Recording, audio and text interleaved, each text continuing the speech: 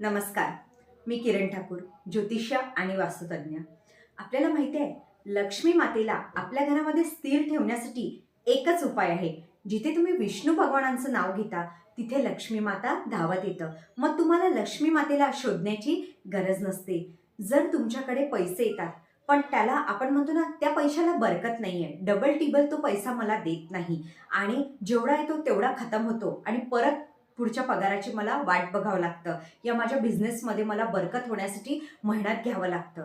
तर कोणत्याही गुरुवारी आपल्याला संध्याकाळी एक काम करायचं आहे. एक 500ची म्हणा, 100ची या 50ची नोट घ्यायची आहे आणि आपला राईट हँड आणि हे अनामिका ही बोट आहे. याने इतर घ्यायचं गुलाबाचं आणि ओम विष्णू प्रियाय नमः हा मंत्र इतरनी त्या नोटीवरती लिहायचा आहे. संध्याकाळच्या टाईमला घराचे खिडक्या दरवाजे खुल्ले असले पाहिजे आणि ही नोट रात्रभर आपल्या देवघरामध्ये लक्ष्मी आणि विष्णूंजवळ ठेवा.